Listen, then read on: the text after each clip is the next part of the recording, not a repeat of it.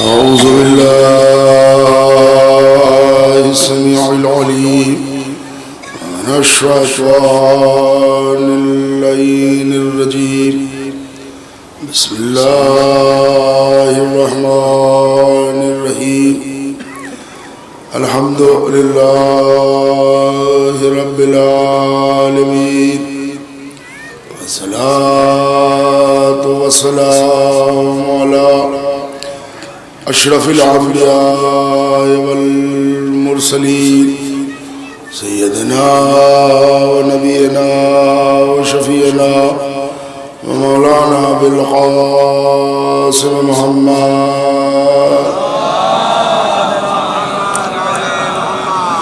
व आले तय्यबीन अत्ताहिरीन अल मासूमीन अल मज़लूमीन वलानतुल्लाहि अला अदाइहिम व क़तलतिहिम व ग़ासिबि हुक़ूक़िहिम अजमईन मिन यौमिना हाज़ा इला क़याम यौमिद्दीन अम्मा बाद फ़क़द क़ाल रसूलुल्लाहि सल्लल्लाहु अलैहि व आलिहि वसल्लम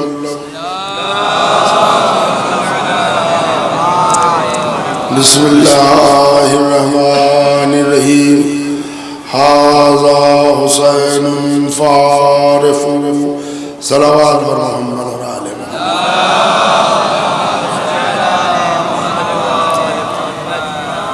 हज़रात सामईन, मौज़ू मजलिस इस बज़्म के अनाउंसर और नाज़िम मोहतरम ने ऐलान में भी बताया, और जैसा कि आप हज़रात ने पोस्टर और इश्तिहार में देखा, दीन इस्लाम और करबला। इस्लाम एक दीन है, एक कानून है, एक शरीयत है, एक ज़ाबिता है, एक मजहब है। करबला एक मिशन है, एक तहरीक है, एक एजिटेशन है, एक आवाज है। तो अब दोनों का क्या रब्त है, इसी सिलसिले को आगे बढ़ाने के लिए मैंने हुजूर पाक की वो हदीस जो आपके ज़हन में है कि एक रोज रसूल मिंबर पर खुतबा दे रहे थे, हुजरे सैयदा का दरवाजा खुला, जन्नत के जवानों का सरदार बैतुल शरफ से निकला, करीब मुस्तफ़ा मिंबर तक पहुंचने के लिए कि अभी बीच ही मजमे में था कि दामने आबा ने कदम हुसैन को काबा समझकर घेर लिया। सरकार सैयदा शबाब अहली जन्ना जमीन पर तशरीफ लाए। इससे पहले कि कोई हुसैन को सहारा देता, रसूल ने सबको रोका, खुतबा तर्क किया, मिंबर छोड़ा, तेज कदम दौड़ के आए, हुसैन को गोद में उठाया, मिंबर पर लेके आए, अपने दाहिने जानू पर बिठा के पूरे मजमे से कहा, अय्युहन नास हाज़ा हुसैनुन फ़ारिफ़। ये है इसकी शादी, ये हुसैन है, इसे पहचान। आज जितनी देर की भी मजलिसों में तो रोजाना कह के खुद फंस जाता हूं, इसलिए आज नहीं बोल रही। आपको भी ये तय करके बैठना है कि हमें हुसैन को मानना नहीं है, पहचानना है। मानना अलग माना रखता है, पहचानना अलग माना रखता है। वैसे आप पूरी हदीस रसूल की देख लीजिए, मानने का हुक्म नहीं, हर जगह पहचानने का हुक्म है।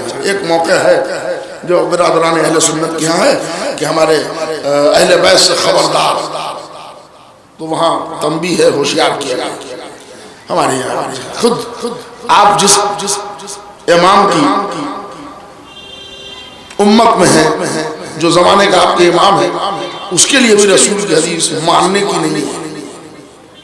मन माता वलम यारिफो इमाम ज़माने, माता बीतदन जाहिलिया, जो मर जाए और जमाने के इमाम को न पहचाने तो उसकी मौत जहालत की हालत। हमें जरा आज एक नए जाविये से करबला पर रोशनी डालना है कि आखिर करबला है क्या। लड़ाइयां, कत्लो गारत गरी बहुत हुई और लड़ाइयां खत्म हुई, वो तारीख का एक हिस्सा था। तारीख के औराक में जगह दे दी। बड़ी लड़ाई थी तो बड़ी जगह दी, छोटी लड़ाई है छोटी जगह दी, बड़ा वाकया है तो 2-4 सफ़े, और कोई अगर बादशाह फासे हुआ है तो जरा उधर से कुछ मिलता था तो उसको सुर्खी उसकी लगा के जरा और नमक मसाले मिलाए, ठीक है, वो हो जाता था। बज़ाहिर अचानक रूनुमा होने वाला एक वाकया जिसमें 3 बर्रे आज़म, जरा सा गौर कीजिएगा, 3 कॉन्टिनेंट में फैली हुई गवर्नमेंट का मालिक टक्कर लेता है 72 अफराद, है ना। 6 सूबे का मालिक था यजीद। अच्छा, अभी वो एक सूबा 3 कंट्री में तब्दील हो गया, कंट्री, मुल्क। एशिया तो था ही एक कॉन्टिनेंट, रोम का हिस्सा, ये अज़रबैजान, चेकोस्लोवाकिया, ये यूरोप का हिस्सा, ये टर्की, ये सब यजीद की सल्तनत का हिस्सा था। तो यूरोप में भी इसका इक़्तिदार, एशिया में भी इक़्तिदार, और हबशा का कुछ हिस्सा इसके कब्जे में था। तो अफ्रीका, यानी 3 कॉन्टिनेंट पर इसका इक़्तिदार है। और लड़ाई है 72 से, शहर में नहीं, आबादी में नहीं, सहरा में, जंगल में, बेआबो गया मैदान। तो ज्यादा से ज्यादा तारीख इसको किसी सफात के हाशिए पर खत्म कर दी, इससे ज्यादा कुछ। अच्छा, वो भी लड़ाई बहुत तूल खींची नहीं है, 1 हफ्ते का मामला, खत्म। 2 को आए, आशूरा को जंग फिनिश। कुल मिला के 7 दिन, आने वाला दिन भी अगर आप गिन लीजिए तो 8 दिन, काम खत्म। फिर क्या वजह है कि आज करबला पूरे ग्लोब पर छाया हुआ है? सोचने की बात है। चंगेज खान ने सर कटे हुए सर का मीनार बनाया। हिस्ट्री पढ़े हुए लड़के इसमें बैठे होंगे और आपका मुझसे बेहतर है ना। जब मैं बुजुर्गों से और नौजवानों से सवाल कर रहा हूं, चंगेज खान ने जो कटे हुए सर से मीनार बनाया था, उन कटे हुए सर वाले की कोई फहरिस्त नाम आपको मिली है? चंगेज खान का नाम है, जो लोग उनके साथ मारे गए उनका जिक्र कर दिया। कौन कौन थे जिनका सर का सर, उस जमाने में कुछ नाम आया होगा, तारीख ने उसको जगह दी। हुसैन जो 72 लेके आए, एक बच्चे से लेकर बूढ़े तक का हिसाब दिया। हाय हाय मेरे भाई, क्या वजह है कि करबला को लोग आज तमहीद खत्म हो। आज करबला पर आप और हमें गौर करने की जरूरत है। क्यों? बड़ी मीठी छुरी से बड़ी ताकत अजमते करबला को घटाने लगे हैं। हम लोग जज्बाती कौम हैं, दूसरे की बात जल्दी मान लेते हैं, बुरा ना मान लेना। अपनी अक्ल का इस्तेमाल कम करते हैं, दूसरा जो दे देता है उसको बकने लगते हैं। चौराहे पर, रोड पर, वहां हर जगह। अब जैसे इमाम हुसैन ने नमाज बचाने के लिए सर कटाया, अब वो प्रचार हो रहा है। आप नमाज नहीं पढ़ते जी, इमाम हुसैन ने सर कटाया नमाज बचाने के लिए। आपको ये किसने कहा कि इमाम हुसैन ने नमाज बचाने के लिए सर कटाया? किसी मासूम की हदीस है? कैसे पता चला? और जब नहीं मालूम है तो क्या जरूरत है कि बोलेंगे? अच्छा आगे आइए, इमाम हुसैन ने बुराई मिटाने के लिए करबला में कुर्बानी दी। बुराई मिटाना किसी हादी और किसी नबी और किसी रसूल का काम नहीं है। ये अवामुन्नास की जिहालत ने उन पर थोपा है। जसारत करके पढ़ रहा हूं, हिम्मत से सुनिए। किसी नबी ने, किसी रसूल ने, किसी इमाम ने बुराई, अच्छा बुराई मिटाना उसका काम है भी नहीं, वरना आप जरा से हमारे सवाल का जवाब दीजिए। आदम आए, बुराइयां रही, चलेगा। नूह, इदरीस, याकूब, इसहाक, इब्राहिम, मूसा, ईसा वगैरह वगैरह सब नबी आए, बुराइयां मिट गई, बुराइयां रही ना। तो अगर नबी का काम बुराई मिटाना होता तो जैसे ही आखिरी नबी का ऐलान हुआ था, आखिरी बुरे आदमी को भी अल्लाह उठा लेता। इधर सूरह वन-नज्म में एक जुमला आप तक पहुंच जाए, इधर सूरह वन-नज्म में खत्म नबूवत का ऐलान हुआ, उधर शैतान की नमाज़े जनाजा का ऐलान हुआ। तो शैतान मरा नहीं, शैतान कहीं गया नहीं, अब तो इतना करीब है कि हर घर में है। और अब तो इतना बुकराती बढ़ गई कि हम लोग अपने बच्चे ही को कहते हैं बहुत बड़ा शैतान है।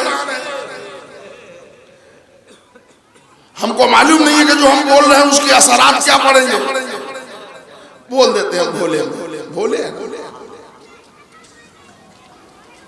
बहुत बड़ा शैतान बोलते। तो अब तो लबों तक आ गया शैतान। सलावत पढ़ते मोहम्मद और आले मोहम्मद।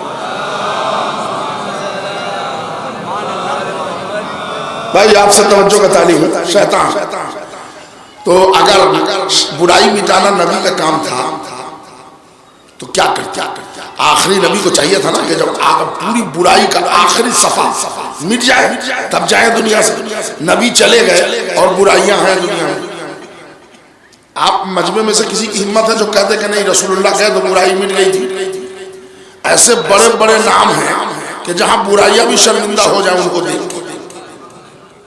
अहद रिसालत, लंबे धड़ंगे मोटे तगड़े, खाए हुए पिए हुए तंदुरुस्त, बिल्कुल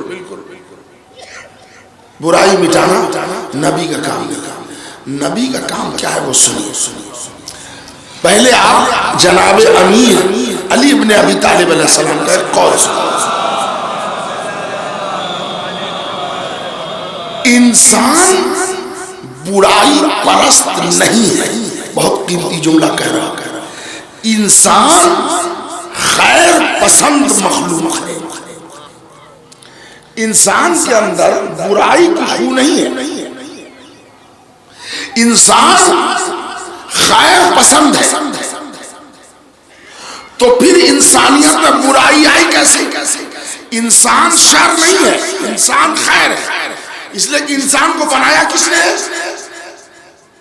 बोलिए बोलिए, पंडित जी ने, अल्लाह ने बनाया।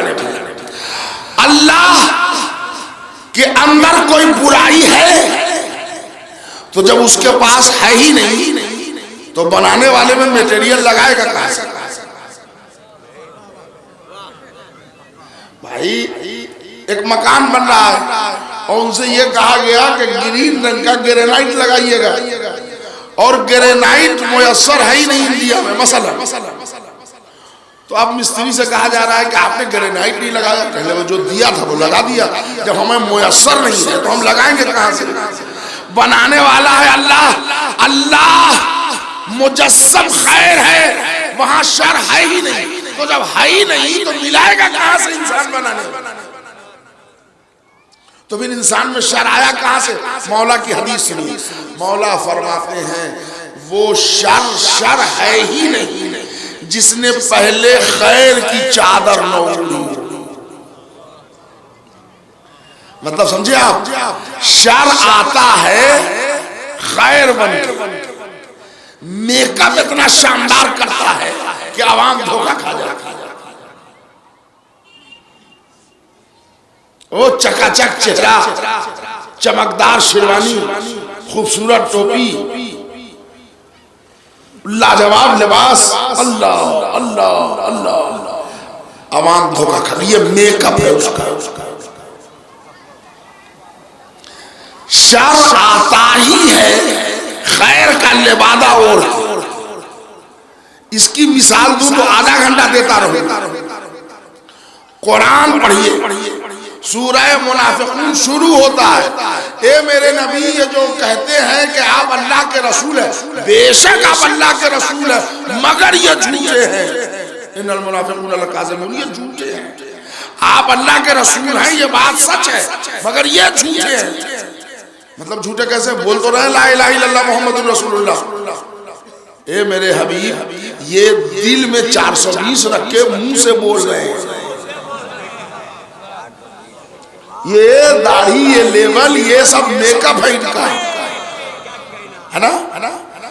तो अब नबी का, हादी का, रसूल का काम क्या है? सुनिए, उसका काम ये है कि वो आए, आवाम की हिदायत करे और खैर का लिबादा जो शर ने ओढ़ा उसको नोचे, चेहरा दिखा दे, ये शर है, धोखा खा रहे थे।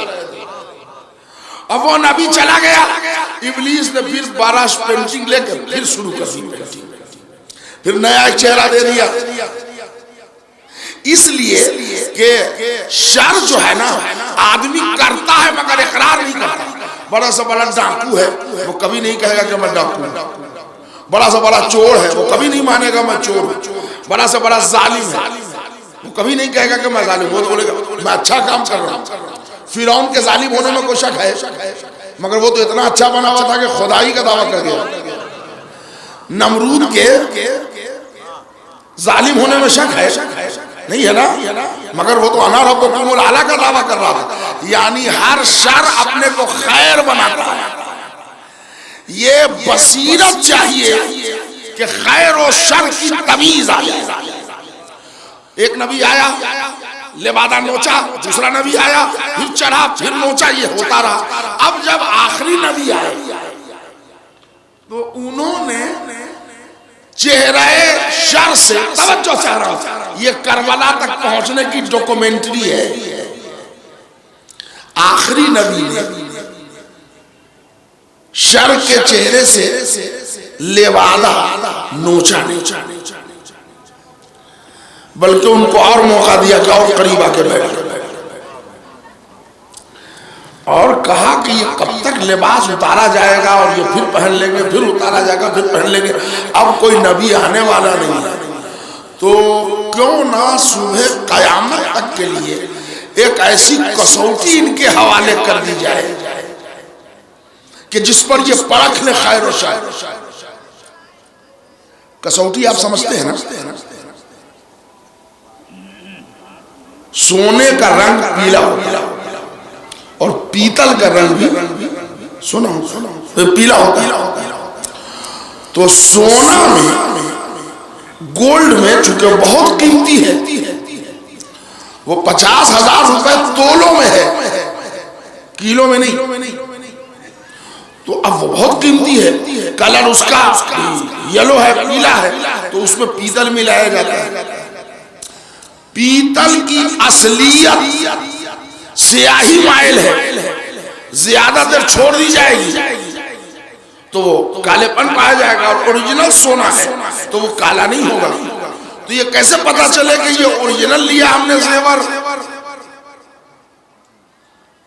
ये जो बड़े प्यार से ज़ौजा मोहतरमा के लिए लॉकेट लेके आए हैं, और दूसरे के लिए तो नहीं लेते हैं ना, तो इसलिए बोल रहा हूं। बड़े प्यार से लाए। अब असली है कि नकली कैसे पता चले? तो वो गए, वहां एक साहब बैठे थे, मैंने कहा जरा इसको देख दीजिए असली है कि नकली। तो उन्होंने इतना बड़ा एक पत्थर निकाला। मैंने कहा ये क्या है? कहने लगे इसका नाम है कसौटी। ये पारस पत्थर है, ये कसौटी क्या मतलब? पहले अभी देखिए, आपको दिखाई दे रहा है। उन्होंने यूं घिसा, है ना, उस पर एक कलर चढ़ाया, चमक रहे। मैंने कहा मैं तो समझा नहीं। उन्होंने कहा ठहरी, एक पीतल का टुकड़ा लगाया, वो काला पड़ गया। कहने लगे ये कसौटी है, ये बता देगा कि असली है कि नकली है ना। ओ तो कसौटी उस मेयार को कहते हैं जिससे असल और नकल की तमीज हो जाए। आखिरी नबी ने कहा कि शर के चेहरे का लिबादा कब तक नोचा जाएगा? अब तो कोई रसूल आएगा नहीं, तो क्यों न उम्मत के हवाले कसौटी कर दूं कि देखो अब रसूल आने वाला नहीं है, खैर कौन है शर कौन है उसके लिए कसौटी दे दूं, और वो कसौटी सुबह कयामत तक काम आएगी। का वो कसौटी क्या है? का अगर पहचानना हो मोमिन कौन है, मुनाफिक कौन है, वहां पर अली को ले आओ। मेरे भाई तवज्जो चाह रहा हूं, अली को ले आओ। अली वो ईमान की कसौटी है कि असली और नकली की तमीज। तो मैंने कहा अली पर उनको घिसूंगा और उस पर देखूंगा, कहा नहीं कसौटी तो है, जरा स्टाइल बदलेगा, स्टाइल बदलेगा। कसौटी का नाम लो, देखो इनकी तरफ। क्या मेरी बात है? तवज्जो फरमा रहे? का कसौटी का जिक्र करो, देखो इनकी तरफ। अब कसौटी में रंग नहीं बदलेगा, रंग इनमें उतरेगा। अगर उतर जाए तो मुनाफिक है, खिल जाए तो मोमिन है। अरे कमाल है, हद है कि ये अलामत जिक्र में उतरे। अली नहीं है तो कर जिक्र कर लो, जिक्र ही पर पता चल जाए। अच्छा, अब यहां पर एक बात और है। ए रसूल, ये मुनाफिक कहते हैं कि आप अल्लाह के रसूल हैं। बेशक आप अल्लाह के रसूल हैं, मगर ये झूठे हैं। तो ये बहरूप तो रसूल का केस है ना, फिर कसौटी में अली क्यों है? मेरे भाई जरा तवज्जो दीजिएगा, कीमती जुमला है। कसौटी में अली क्यों है? रसूल ही रहते। तो उसका जवाब ये है, सोना परखने के लिए सोना नहीं होता, अलग से कसौटी होती है। नबूवत के लिए अलग कसौटी का नाम है दर कररार है। सल्लल्लाहु अलैहि मोहम्मद और आले मोहम्मद।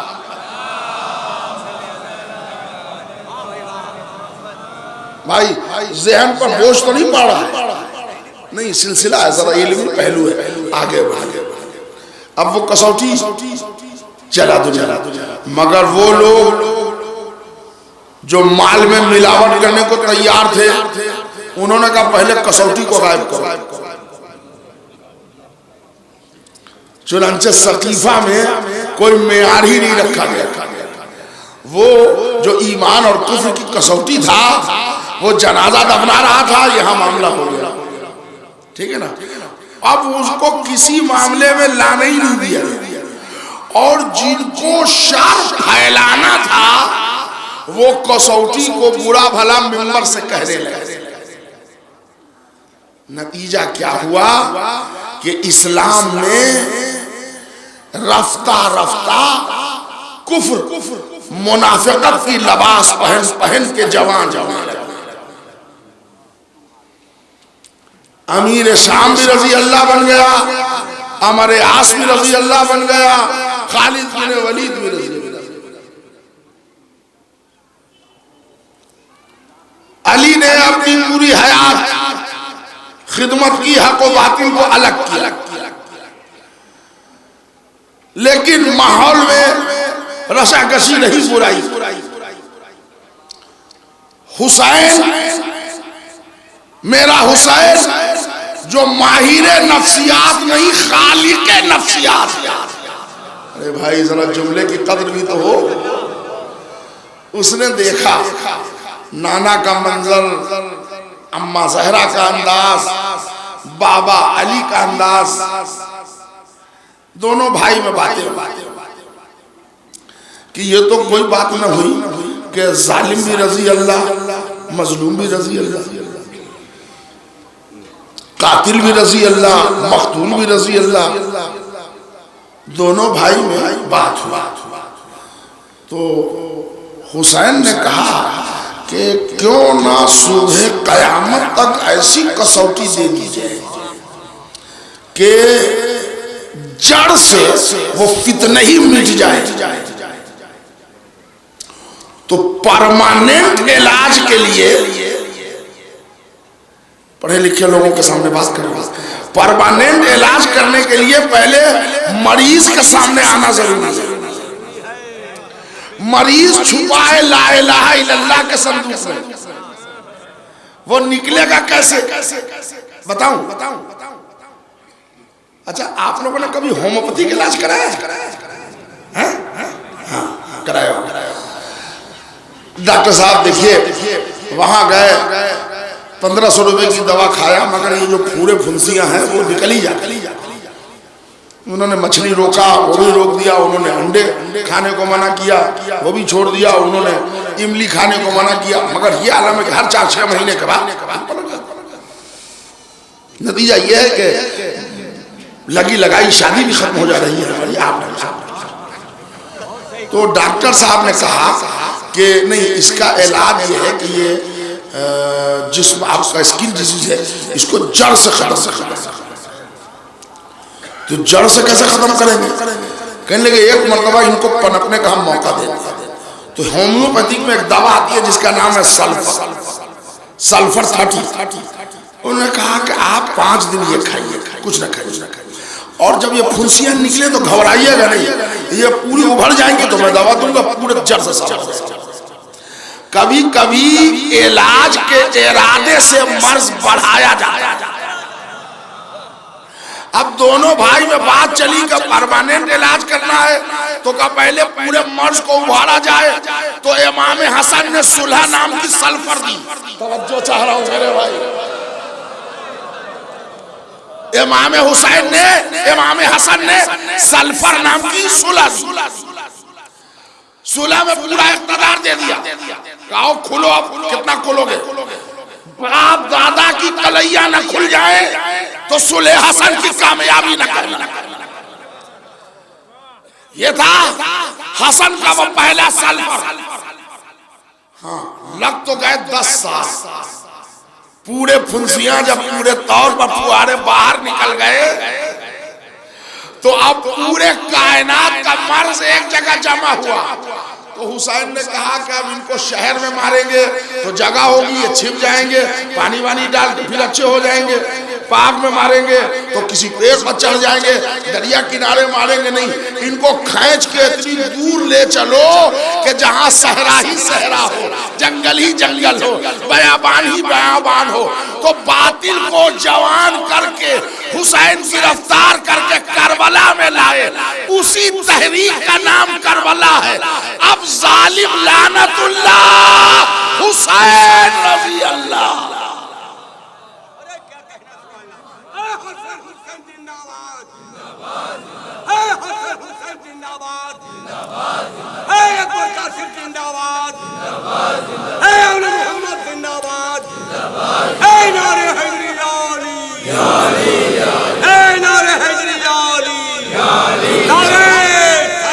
अल्लाहुम्मा सल्ली अला मुहम्मदिन व मेरे सरकार जरा तवज्जो दीजिए। हुसैन अब फाइनल इलाज करना, जरा फाइनल इलाज पर आप गुफ्तगू होगी कि दीन इस्लाम में करबला का अहम रोल क्या है। देखिए, इनका काम है कि बातिल के चेहरे से लिबादा हटाना। हुसैन ने कहा नहीं, फाइनल इलाज ये है कि बातिल के माथे पर मोहर लगा दूं जालिम। सच बोलिए, खालिद बिन वलीद रज़ी अल्लाह बना, हज्जाज बिन यूसुफ वो भी रज़ी अल्लाह, उमर बिन साद। करबला के बाद क्या हुआ? उमर बिन साद पहले रज़ी अल्लाह था भाई जी, बुखारी में उससे 3 हदीस है। बाद में क्या हुआ? इतना तौक लाए थे हुसैन के हर गले में डले। और याद रखना आज़ादारो, करबला के बाद जितना जालिम भी हुआ है, बहुत चढ़ाने की कोशिश की, मगर रजी अल्लाह की कुर्सी हुसैन ने किसी को नहीं दी।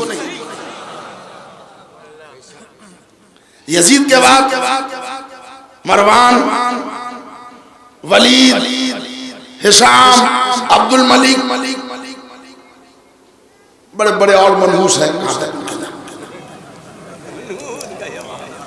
अब कोई रजी अल्लाह नहीं। ये एक रजी अल्लाह पर ब्रेक क्यों लग गया? हुसैन ने नाम बाई नाम,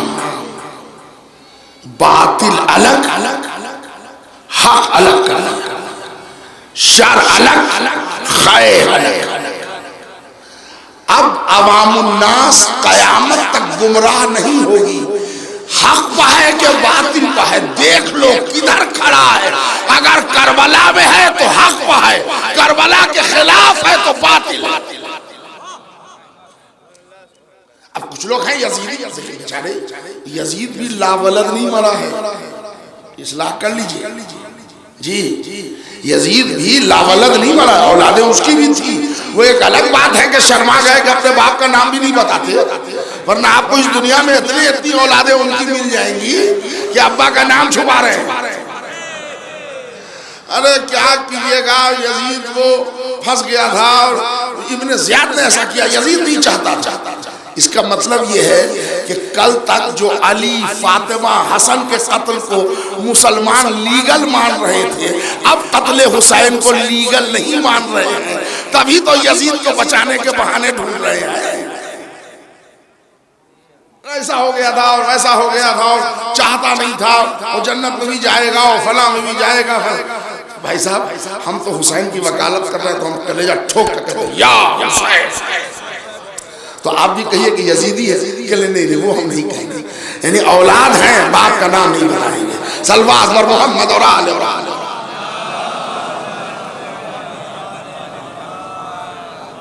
भाई घबरा तो नहीं गए। हर साल 2-5 साल के बाद एक पैदा हो गया। अब वो कैसे पैदा हो गया? नाम दूसरा रखेगा, काम यजीद का करेगा, इसलिए कि इसको वल्दियत छुपानी है। असलन है यजीद की औलाद, मगर सिलसिला वहीं से है। अगर चूंकि बाप का नाम छुपाना है तो कभी अबू बकर अल बगदादी बन के पैदा होगा, कभी ओसामा बिन लादेन बन के पैदा होगा, समझ रहे? कभी जाकिर नायक बन के पैदा होगा, कभी वसीम रिजी बन के पैदा होगा। यानी होगा असलन औलाद यजीद, शक्लें बदलता रहता। सल्वा पर मोहम्मद और आले मोहम्मद।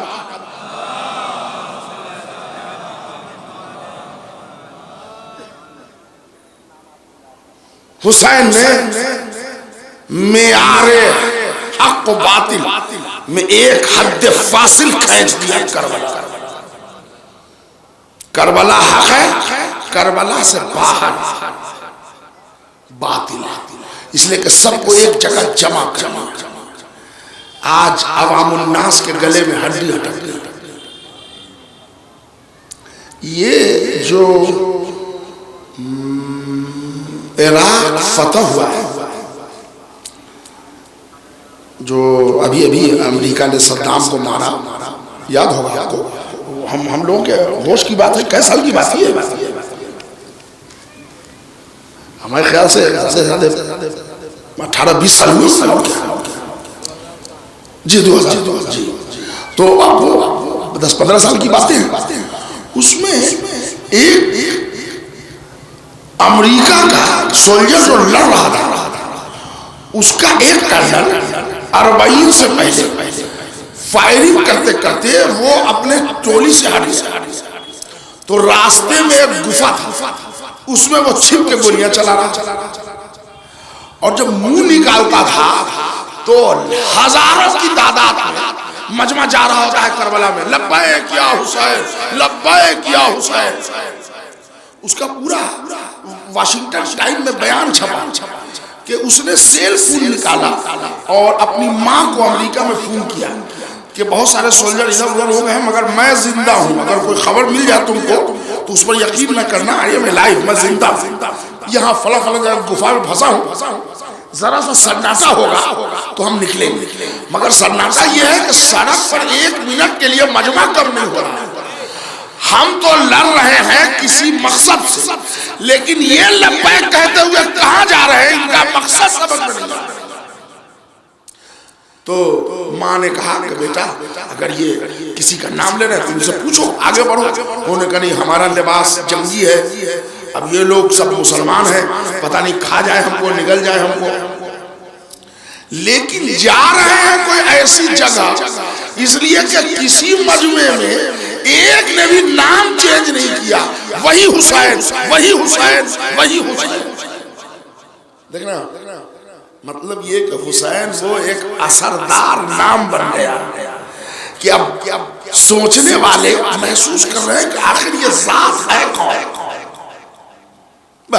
फिर वो निकला गया, उसका स्टेटमेंट वो बच गया और वो जिंदा है और चला गया अमेरिका में, और इराक फतह हो गया, वहां गया, सद्दाम की निशानी मिल गई, बात वहां खत्म। मैं सिर्फ आपको बताना चाह रहा हूं कि हुसैन की हिकमत अमली, हुसैन ने मौला, ये तो करबला एक लड़ाई है, इस लड़ाई से आप पूरी दुनिया जीत लेंगे। हाँ, मौला कैसे? पहली तरकीब तो ये है कि मैं मुअर्रिख पर भरोसा नहीं करूंगा। मेरे भाई जरा तवज्जो दीजिएगा, तारीख वाले अपना कलम उठाते रहे, लिखते रहे, करबला लेके अदालत इंसानिया में हुसैन खुद जाए। मौला अदालत इंसानियत में आप लेके जाएंगे? अभी अभी तो आपका ऐलान है कि छुरी चलेगी और आप शहीद हो जाएंगे। कहा मैं ऐसी अनोखी मुअर्रिखा साथ लाया हूं जो बंधे हाथ से हमारा तारीख लिखे। मेरे भाई साहब तवज्जो चाहिए। देखिए करबला खाली एक जगह का नाम नहीं है, ये जब से आदम उतारे गए ना तब से करबला अल्लाह के प्लान में। हमको आपको इसका इल्म नहीं हुआ है ना, इल्म हुआ कब? सरकार दो आलम के आने से 2500 वर्ष पहले एक वाकया हुआ कि एक बड़े नबी ने एक नबी को मेना के मैदान में ज़िबा करने के इरादे से छुरी चलाई। करबला से 2500 बरस पहले, 2500 बरस पहले अल्लाह ने करबला का इशारा करके दुम्बा भेज के इस्माइल को बचा के इस करबला को ज़िबे अजीब का नाम देकर रोक दिया। अगर आपके इल्म में जरा सा कुरान है कि दुम्बा आ गया और इब्राहिम हैरत से है, छुरी तो मैंने बेटे के गले में चलाई थी, तो आवाज़ कुदरत आई, इब्राहिम कुर्बानी कबूल हो गई, वो फदैना हो बिज़िब्हिन अज़ीम, हमने इसको मल्तवी कर दिया ज़िबे अज़ीम के लिए। यानी अब कोई ज़िबे अज़ीम है वही करबला है, यानी 2500 बरस पहले प्रोग्राम में करबला आ गया।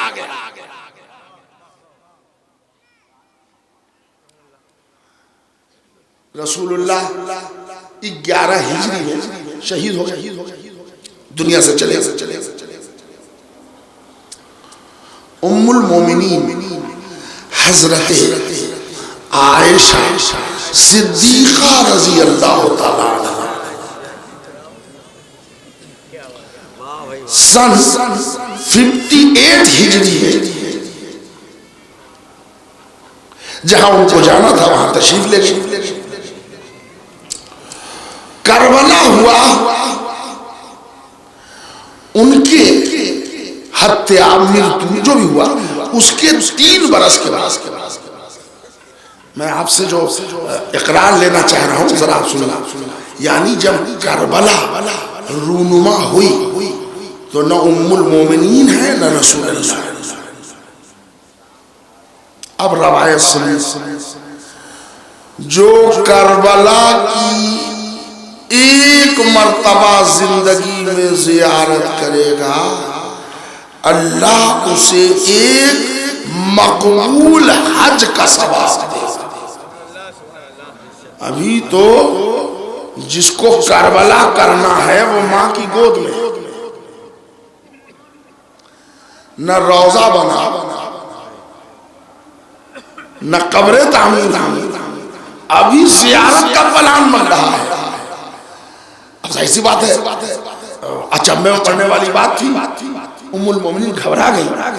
अल्लामा मजलिसी ने भी इसको लिखा है, वो घबरा के कहती है मकबूल हज, एक मरतबा आपके नवासे की जो जियारत करेगा, एक मरतबा। कह लगे नहीं, एक मरतबा जो जियारत करेगा। मैंने क्या कहा कि आपने एक मकबूल हज कहा, उन्होंने कहा नहीं 30 मकबूल हज। कहा या रसूलल्लाह मैंने तो पहले एक सुना था, आप 30। तो उन्होंने कहा कि ये इतना बड़ा दर्जा है करबला का। फरमाया 60 मकबूल हज का सवाब, 60। हाँ, कई बार जियारत करने वालों का एक बार। उम्मुल मोमिनीन जहां बैठी थी, ऐसी बात है, फजीलत हुसैन की बात हो रही, चाहने वाली थी, नवासे तो थे ही, खड़ी हो या रसूलल्लाह, हैरत है, एक मरतबा जियारत कब्र हुसैन करने वाले को 60 हज का सवाब। पैरेलल में रसूल खड़े हो गए। आपको हैरत है, जो एक मरतबा मेरे लाल हुसैन के कब्र की जियारत करेगा, उसे 90 मकबूल हज का सवाब। अभी करबला जो करेगा वो गोद में। इधर मियाँ बीवी में जियारत करबला पर तबसरा चल रहा है। हम मियाँ बीवी की बात इसलिए कह रहे हैं कि आप हजरात भी बीवियों की बात ज्यादा सुनते हैं। हम बहुत दिन से आते हैं तो हम जानते हैं ना। अच्छा, गलत नहीं करते, सुनना चाहिए, इसलिए कि खैरियत इसी में है कि सुना चाहिए। सलवात पर मोहम्मद और आले मोहम्मद। एक जरा और सलावत।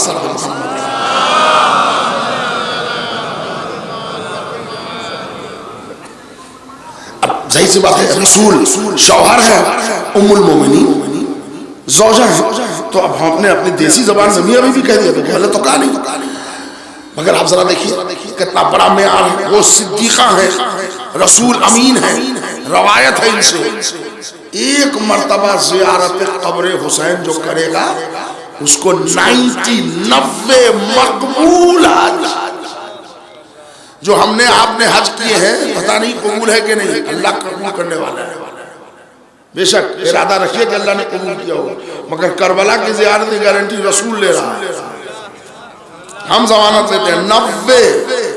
90 इसका मतलब यह है कि करबला दीन इस्लाम में एक अहम रोल का नाम है, जिसका जिक्र 2500 बरस पहले अल्लाह भी कर रहा है वाक़या इब्राहिम में, जिसका जिक्र रसूलुल्लाह भी कर रहा है। आइए फिर एक मौके पर अली कह रहे हैं कि अकील हमको एक बहादुर घराना बताओ, एक बेटा चाहता हूं करबला के लिए।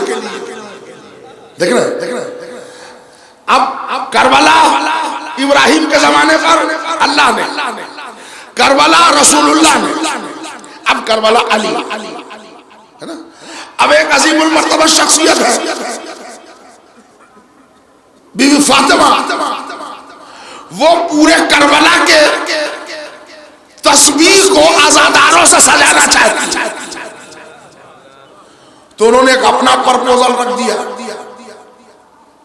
कहा बाबा करबला जब रूनुमा होगी और आप न होंगे, अली न होंगे, मैं न रहूंगी, हसन न रहेंगे, तो मेरे बच्चे पर रोएगा कौन?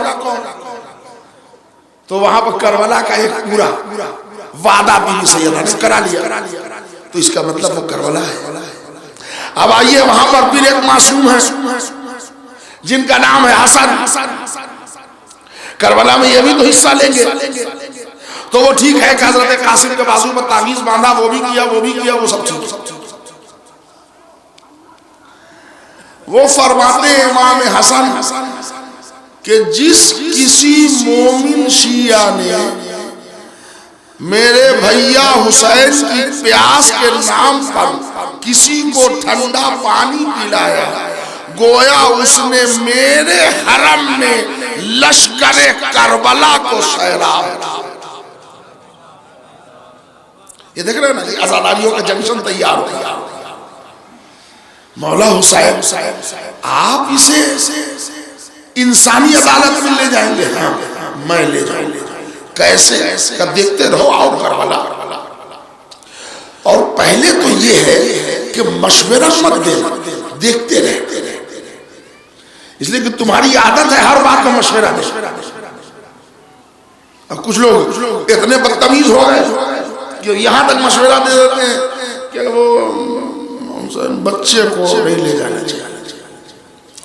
और जब इतनी बड़ी ताकत अब्बास की सूरत में मौजूद थी तो एक आध 10 मिनट के लिए,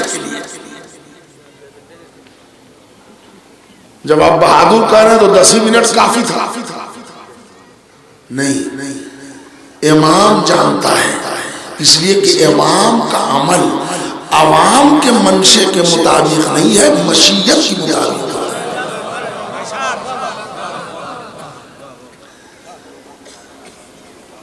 अब देखिए असलात, तवज्जो चाह रहा हूं, जहां जहां आवाज पहुंच रही है। रसूलुल्लाह की शहादत हुई कि वफात आज तक तारीख में मौलिद बहस नहीं मालूम। वो बीबी जिसने कुछ खिलाया पिलाया था, तारीख ने उसको क्लीन चिट दे दी। बात तो पहुंची गई ना। आइए, रसूलुल्लाह की शहादत या वफात के हफ्ता दिन अंदर मस्जिद नबवी से मिला हुआ फातिमा का घर, उस पर इतना बड़ा हमला हुआ, 1-2 नहीं, तकरीबन 17 लोग जमा हुए। आग, लकड़ियां सब लेके चले और दरवाजा जला दिया। बच्चे की शहादत हुई सब। और जुल्म करने वाला कहां बैठा है? हिदायत की ऊंची कुर्सी। क्या कहला रहा है? रजी अल्लाह। क्या कहला रहा है? अशराए मुबश्शिरा के फर्द। अशराए मुबश्शिरा समझते हैं ना? वो 10 सहाबी हैं जो रवायत है भाइयों क्या, कि जिनको रसूलुल्लाह ने कहा था कि ये जन्नत में जाएंगे। अल्लाह करे जाना हो तो जाए, हमारा क्या जाता है। इसलिए कि अगर ये जन्नत में गए तो फिर तो एक बंदा बचेगा नहीं। इब्लीस समय फिर अल्लाह को एक मतलब फूंक करके जन्नत में जाना ही पड़ेगा, जब ऐसे लोग चले जाए। हाँ, कैसे कैसे लोग चले जाएंगे। कल की मजलिस हुई थी जनाब सैयदा पर, एक हदीस में कल भूल गया था, आज याद आ गया।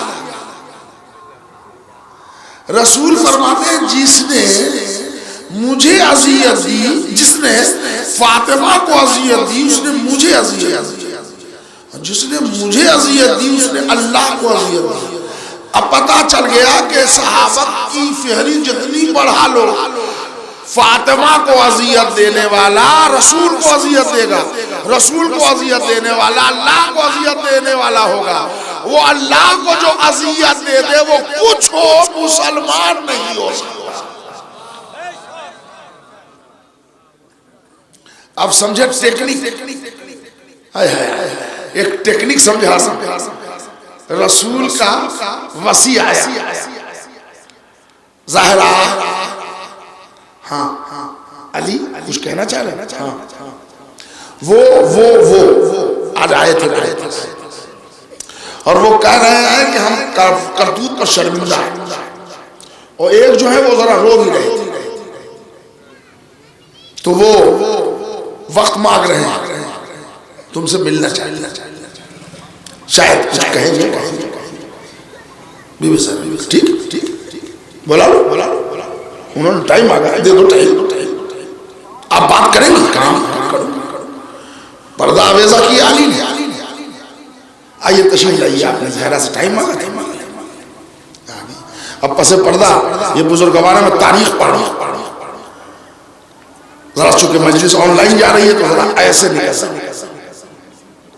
है ना। अब आगे उन्होंने कहा रसूल की बेटी, रसूल अल्लाह के बाद आपसे ज्यादा कोई अजीज नहीं है, और वो जो फिदक का हो गया मामला वो हो ही गया, और वो आग और लकड़ियाँ वो जो होना था हो गया। बीबी हमने रसूल से कहते सुना है कि जिसने आपको गज़बनाक किया उसने अल्लाह को गज़बनाक किया, जिसने अल्लाह को गज़बनाक किया वो बख्शा नहीं जाएगा, जिसने आपको अज़ियत दी उसने रसूल को अज़ियत दी। मैंने अपने दोनों कान से ये हदीस सुनी है। तो बीबी जो होना था वो हो गया, हम बहुत शर्मिंदा हैं, आई एम वेरी गिल्टी। आप हमें अगर माफ कर सकती हो तो बीबी सैयदा ने उनको खिताब नहीं दिया, पहले को सलाम का जवाब नहीं दिया। दोनों का बीबी एक तो आपने सलाम का जवाब नहीं दिया, अगर आप माफ कर देती तो अब ज़हरा ने खिताब किया, अली इन लोगों से कह दो कि मैं इनसे नाराज थी, नाराज हूं, और ए अली इनके सामने सुन लो, मेरे जनाजे में इन लोगों को शरीक न होने देना, और इनसे कहो कि सैयदा माफ क्या करेगी, रोजाना मैं इन जालिमों के लिए बद्दुआ करूंगा। ये कह के सैयदा पर्दे से गुजरे। अब वो रोते रहे, रो के निकले तो उसमें जो एक बड़ी शख्सियत थे उन्होंने डांटा, चलो अब क्या रो रहे हो, जब उनका दिल नहीं पिघला तो अब तुम क्या, जो होना था वो हो गया, चले आए। आपसे मैं पूछ रहा हूँ, पढ़े लिखे आदमी, आप ने बुलाया, टाइम दिया, जब सलाम का जवाब दे नहीं था, माफ करना ही नहीं था, तो ये घंटा 2 घंटा का टाइम क्यों लिया? आए, पर्दा घेरा गया, बैठे, कुछ कहना चाह रहा, इसलिए कि बाद में कुछ नाम नेहाद इत्तेहाद बैनुल मुस्लिमीन के चमचे पैदा होंगे, जो बाद में कहेंगे कि सैयदा अपने कातिल के लिए भी दुआ करती थी, ए अली ताबूत का आखिरी कील डाल दे, सैयदा नाराज है, नाराज थी, नाराज रहे। अब सुबह कयामत तक मगर उम्मत पूरी ताकत में बड़ी फनकाराना चाबुकदस्ती से मीडिया को, सोर्स को, पैरवी को, रिश्वत को, पैसे को, ओहदे को आगे बढ़ा के इन शख्सियात को आगे उभारता रहा। कातिल सैयदा सड़क पर आम न हो, गौर से सुनिए, कातिल रसूल आम नहीं हो, कातिल फातिमा गुम हो गया हिस्ट्री। इसमें कोई शक नहीं है कि हमारे उलमा ने मेहनत करके नाम वलदियत के साथ ला कर, वो सब सही, लेकिन तारीख की हद तक है, इन जनरल आवाम को नहीं मालूम कि सैयदा का कातिल कौन है। अब एक बड़ी शहादत होती है मौला अली, बड़े इत्मीनान से पढ़ रहा हूं, घबरा तो नहीं गया है, पेश करूं। अली की शहादत ऐन मस्जिद कूफा में, सर पे ज़रबत लगी, आज तक अवाम तक पहुंचा ही नहीं कि अली का कातिल कौन है। हर मजहब वाले से पूछिए अली का कातिल, कहने इब्ने मुलजिम, ये कौन है? कहले अब्दुल रहमान इब्ने मुलजिम में खारजी था जो कोतामा नाम की औरत से इश्क करता था, और उसने अली का सर महर में मांगा था, मारे इश्क धूत होकर उसने अली के सर पर ज़रबत मारी। यानी इतना बड़ा कत्ले हैदर कर्रार का मंसूबा इब्ने मुलजिम और कोतामा की इश्किया दास्तान बना के मुवर्रिख ने खेल खेल लिया। कत्ले अली का मंसूबा किस मेज पर बना? उससे पहले मालिक अश्तर को शहद में जहर किसने दिलवाया? किसी को नहीं, वो रजी अल्लाह ताला। कहानी और बदली, एक झूठ रवायत आ गई कि हाँ वो ज्यादा को यजीद ने भेजा था, वरना हसन का कातिल भी अवाम के हवाले नहीं। वो ज्यादा नाम की एक बीवी थी, उसने जहर दे दिया। फातिमा का कातिल तारीख में ओझल, अली का कातिल तारीख में ओझल, हसन का कातिल तारीख में छुप गए, गुम हो गए। हुसैन ने कहा ये तो बातिल बड़े पैतरे ले रहा है, जुल्म करता है, रजी अल्लाह की चादर ओढ़ लेता है। भोली भाली आवाम उनको नेक समझती है, इसलिए कि जगह वो है टाइटल पर रजी। उन्होंने कहा अब ये काम करना होगा। सुनिए, अब जो मैंने जुमला कहा था उसकी वजाहत अब कर रहा हूं। हुसैन ने कहा नहीं, अब हम मुअर्रिख के हवाले करबला नहीं करेंगे, पूरे करबला को लेकर आवाम की अदालत में जाएंगे, घर घर गली गली सड़क सड़क चौराहे चौराहे करबला पहुंचाएंगे। मौला आप कैसे पहुंचा लीजिएगा? 1 हफ्ते का टाइम मिला है, उसमें सब कर लीजिए। सब कर लूंगा। तवज्जो चाहिए। आ गए हुसैन। अब जरा हमारे साथ रहिए। एक मंजिल है, मंजिल सराफ। बाजी लोगों ने सर्राफ मुशद्दद में लिखा है, मगर वो मंजिल सराफ। वहां 1000 का रिसाला आ गया हुर का। उसने घेरा, जो हुर का वाकया है सबको मालूम। ज़ुहैर कैन उस वक्त हुसैन के साथ आ चुकी। वो आए, चूंकि ज़ुहैर कैन भी अपने कबीले के बहुत बड़े सरदार थे, तो वो आए इमाम हुसैन के पास। कहा मौला अभी इनको पानी पिलाए और अभी ये कह रहे हैं कि हम आपको गिरफ्तार करना चाहते हैं, तो क्या इजाजत है कि हमला कर देंगे? देखिए, 1000 का मुकाबला 72 से कोई नहीं है, मगर ये अभी तरोताजा है और इसमें ऐसे ऐसे जवान हैं कि ऐसे ऐसे 1000 को चुटकी में मसल नैयर सिलसिले पर हमने बड़े कयामत के बंद हजरत अब्बास के लिए हुसैन की जबानी कहे थे। मुझे यहाँ पर आ गए याद, तो मैं एक बंद सुना दूं आपको। वो कहते हैं अपने बाजू पे भरोसा था, ये बोले सरवर क्या बिगाड़ेगा हमारा ये यजीदी लश्कर। मेरा अब्बास अगर देखे बदल कर तेवर, तीर थर्राए पसीने में नहाए खंजर। मेरा अब्बास अगर देखे बदल कर तेवर, तीर थर्राए पसीने में नहाए खंजर। एक ही फूल बहारों के लिए काफी है, मेरा अब्बास हजारों के लिए काफी है ना? सच बोलिए, 1000 के लश्कर को रौंद देने में कितने घंटे लगते?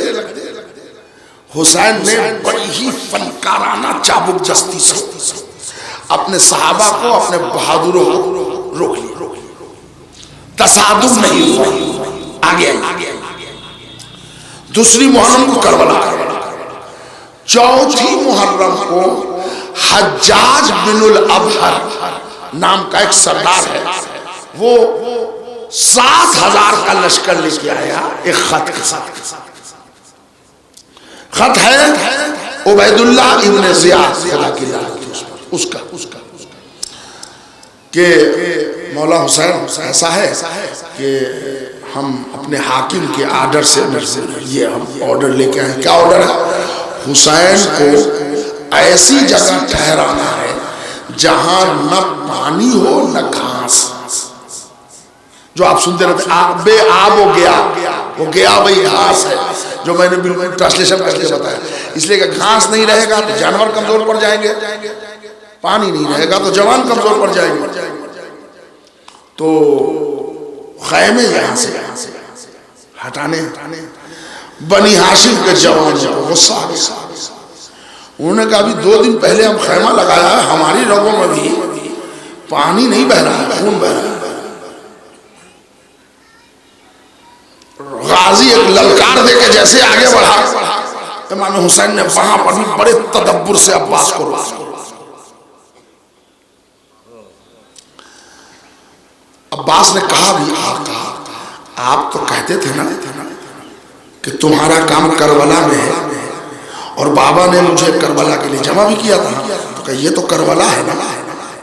तो हुसैन ने बड़ी खूबसूरती से ज़ैनब को बीच में रखा और सुनते रहते हैं और कहा भैया असल में ये है कि हम ईमान और कुफ्र की लड़ाई को पानी का झगड़ा नहीं बनाना चाहते। बड़ी खूबसूरती से हुसैन ने टाल दिया। अब टाल दिया, 72,000-7,000 बराबरी पढ़ते, कुछ ना कुछ होता। जब एक हमले में हजरत कासिम इब्ने हसन 13 साल की उम्र में 700 दुश्मनान अहले बैत को वासिले जहन्नम कर दिया। आपको मालूम है तराई पर जो मौला अब्बास गए थे, एक एक महीने से पूरा तफसीली टाइम तो मिलता नहीं, ऐसे ही घंटा 1.5 घंटा मुड़ जाता है। मौला अब्बास ने जो टूटे हुए नेज़े लेके ललकारा था, तो नजमुल हसन करारवी लिखते हैं कि 950 लोग अब्बास की दहाड़ सुन के फुरात में डूब के मर गए।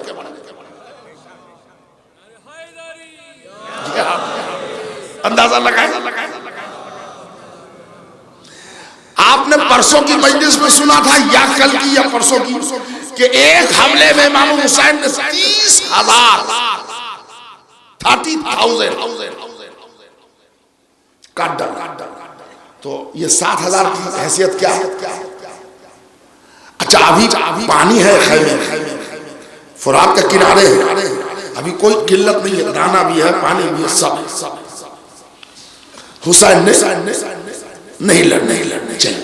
अब उधर से कुमक पहुंचने लगे, 4,000, 5,000, 3,000, 2,000, एक करते करते तकरीबन 8वीं मुहर्रम तक 1,80,000 और एक रवायत के मुताबिक 9 लाख, जो भी मान लिया।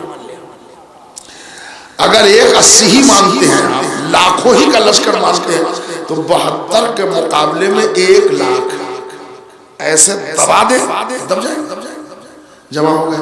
8वीं मुहर्रम को तकरीबन चाश्त का वक्त था कि एक हमला होने लगा, और अनकरीब था कि हमला हो जाए। और अब्बास, अली अकबर, औनो मोहम्मद, अपने भाई जाफर, जनाब कासिम और हबीब ने मुजाहिद के साथ तलवारें निकाल चुके थे नया। और अगर अपनी जगह से उमर बिन साद तेजी से न भागता तो शायद काम भी खराब हो जाता। हुसैन खैमे से आगे बड़ी ही ज़िहानत से, तो उधर से आपने यहां से भागे, आपने सुना होगा कि उमर बिन साद ने इमाम हुसैन से मीटिंग की, गुफ्तगू की, और कहा कि अकेले आइए। तो हुसैन ने कहा तुम लोग वहीं रुको, हम जा रहे हैं। तो इमाम हुसैन गए। तो जब उधर से उमर बिन साद आया, एक मुकाम पर जियारत को जाइए, वो मुकाम है जहां मीटिंग हुई थी, तो वहाँ तकरीबन 2.5 घंटे गुफ्तगू हुई है इमाम हुसैन से और उमर बिन साद। तो इमाम हुसैन ने मुड़ के देखा मौला अब्बास आ रहे हैं। कहा भैया वादा तो है कि अकेले जाना है? कहा आका देखिए उसका गुलाम आ रहा है, आपका गुलाम आएगा। तदब्बुर, यानी आप अंदाजा लगाइए 72 से लाखों का कोई मुकाबला है, मगर ये दोनों भाई ने मिलकर करबला को ऐसा सजा दिया कि पूरी दुनिया में यह सरदार हुसैन का नाम है या अलमदार अब्बास का नाम है। पूरी दुनिया, आप पूरी दुनिया जाए, सरहद और ममलकत की सरहदों की हदें तोड़ चुका अलमदार का आलम, हर मुल्क। तो उसका जो गुलाम आ रहा, अब हुसैन क्या मीटिंग हुई, कामिल इब्ने असीर ने अपनी तारीख में लिखा पूरे डिटेल से। और वो जो आप फख्र करते हैं ना कि हुसैन ने कहा था कि हम हिंदुस्तान जाएंगे, ये वही मौका था। 8 इमाम हुसैन ने ऐसा प्रपोजल दे दिया। नौजवान भाइयों सुनिए, करबला है जो हिकमत पढ़ रहा हूँ। इमाम हुसैन अलैहिस्सलाम ने ऐसा प्रपोजल दे दिया कि अब उमर बिन साद के लिए चारे कार ने, हुसैन ने कहा सुनो, तुम चाहते नहीं कि हमारे हाथ से, अपने हाथ से मेरा खून करो तो तुम ऐसा करो, हम भी नहीं चाहते कि लड़ाई, तुम अपने सरदार से पूछो, मैं तुमको 3 रास्ता दिखाता हूं। बोलिए क्या? कहा एक तो ये कि मैं जहां से आया हूं मदीना चला जा, झगड़ा न करो। एक दो, अगर तुम चाहते हो कि हम मदीना न जाए, तुम जहां बता दो खराब से खराब जगह, यानी जिसको आप अपनी जबान में काला पानी कहें, वहां कह दो मैं वहां चला जा, कत्ल। ठीक। तीसरा कह लगे अगर तुमको ये दोनों प्रपोजल भी मंजूर नहीं तो मैं इस पड़ोसी देश में चला जा, तुम्हारी ममलकत की सरहद छोड़ो, जिस पर हिंदुस्तानी आज तक फख्र करते हैं कि हुसैन ने हमें याद किया। न जाने किस खुलूस से हुसैन ने याद किया था 8वीं मुहर्रम को भारत कि हर भारतीय दिल में हुसैन के लिए जगह रखता है। हिंदू मुसलमान हो तो जो हमारा घर चलाने आते हैं वो भी अब्बास का आलम देख के हाथ जोड़ लेते हैं। समझ में नहीं आती बात कि ये इस तरह से मुसलमान के दुश्मन है, ताजिया देख के झुक कैसे जाते हैं। ये हुसैन की मोहब्बत का पैगाम है जहां अकीदा से दिल झुक जाते हैं। सलवात पर मोहम्मद और आले मोहम्मद। सुने, ये सब मैं आपको करबला का रोल दिखा रहा हूं। चलिए 8वीं मुहर्रम का मामला खत्म। 9वीं मुहर्रम को एक लेटर आया शिमर बिन जिलजौशन के हाथ के वो उमर साहब, मैंने सुना है कि तू हुसैन से सुलह की बात कर रहा है, जबकि मैंने तुझे बैयत के लिए भेजा है, सुलह के लिए नहीं भेजा। अगर तुझे हुसैन को कत्ल करने में तरद्दुद है तो अपना चार्ज शिमर को दे दे, तू वापस कूफे आके रिपोर्ट कर। शिमर ने कहा ये लीजिए सरदारी दीजिए या, तो उसने कहा कि हमको तो ईरान का गवर्नर बनना है, तुम रहो, हम चार्ज नहीं देंगे, जरूरत पड़ेगी तो हम कत्ल भी कर लेंगे। ठीक नहीं देंगे। ये भी एक तारीख है, तारीख तबरी। एक बड़ी कामयाब नुक्ता आपको सुना रहा। कामिल इब्ने असीर ने लिखा और उस हवाले से लिखा, जरा गौर से सुनिएगा। उबैदुल्लाह इब्ने ज़ियाद के खत का मतन आपने हल्के से सुना, चूंकि हमने हल्के से पढ़ा। मैंने सुना है तू हुसैन से सुलह की बात कर रहा है, जबकि मैंने तुझे बैयत के लिए भेजा है, सुलह के लिए नहीं भेजा। इसका मतलब उस जमाने तक आवाम जानती थी कि सुलह अलग है, बैयत अलग है। ये है हसन के कातिल के चेहरे से छीना नकाब। सुलह हसन को माविया की बैयत न समझना, सुलह अलग है, बैयत अलग। एक जुमला और आया तारीख में, सुनिए। शबे आशूर तसादुम होने वाला। इमाम हुसैन ने हजरत हबीब बिन मुजाहिर, मौला अब्बास और अली अकबर को भेज के जंग को रात भर के लिए मुलतवी कर दिया। मौला प्यासा लश्कर अगर रात की खुनकी में लड़ेगा तो कुछ ज्यादा लड़ लेगा, कल तो इनकी प्यास की मुद्दत और बढ़ जाएगी, कल तो चौथा दिन हो जाएगा, जिनको हम तीसरा दिन समझते हैं असलन वो चौथा दिन हो जाएगा। 7वीं 1, 8वीं 2, 9वीं 3, 10वीं 4, मगर वो 7 दिन 10 जोड़ के 3 दिन आम हो गया। आशूर मुहर्रम प्यास का चौथा दिन था। तो मौला कल तो ये ज्यादा इनकी प्यास भड़क जाएगी, चांदनी में रात में अगर लड़ लेंगे तो इनकी कुव्वत मुदाफियत में इजाफा होगा, और कल तो ये ज्यादा प्यास इनकी भड़क जाएगी। मौला ने कहा, मैंने कहा था तुम करबला देखते जाओ, मशवरा मत दो, हम अपने साथियों को आजमा चुके हैं, ये अपना फलसफा अपने पास रखो कि इनकी प्यास बढ़ जाएगी। जैसे जैसे प्यास बढ़ेगी वैसे वैसे उल्फते इमामत का जौहर खिलेगा। अच्छा मौला अब क्या होगा? अब देखते जाओ खाली। अब्बास रात भर के लिए रोक गया, मामला रुक गया। सुबह हुई, उमर बिन साद ने तवज्जो चाह रहा हूं, ऐलान किया कि मैं हमला करूंगा। तो एक शख्स आया, गालिबन तारीख में उसका नाम नहीं है, लेकिन लोगों ने कहा कि वो हुर होगा, जो भी अजाने सुबह से पहले। और आन के कहा कि कल तक तो बात कर रहा था कि हुसैन का कत्ल नहीं होगा, क्या कत्ल के बगैर कोई चारा नहीं है?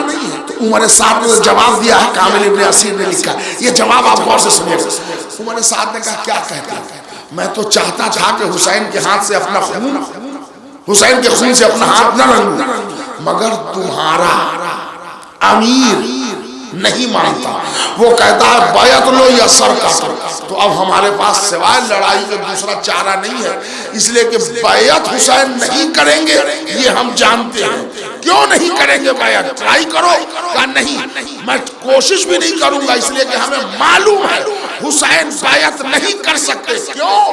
का उनके पहलू में हुसैन का दिल है, उनके पहलू में अली का दिल है। अली की भी सफाई कर दी हुसैन कि जिसके सीने में अली का दिल हो, जब वो बैत नहीं करता तो वो अली किसी चोर उचक्के की बैत करेगा। देखिए करबला क्या सफाई कर रही है, एक एक छटनी चढ़ते करते वहां तक आया। सुबह हुई, हमला उला हुआ, उसमें 35 लोग काम आ गया। अब उसके बाद एक एक करके लड़ाई का मंसूबा तैयार नहीं। जरा आप बताइए, 72 में 35 निकल गए तो बचे कितने? 37 आदमी से करबला की लड़ाई को दिन भर खींच दिया। कायनात का कितना बड़ा जीनियस अलमदार था जिसे अब्बास कहते हैं।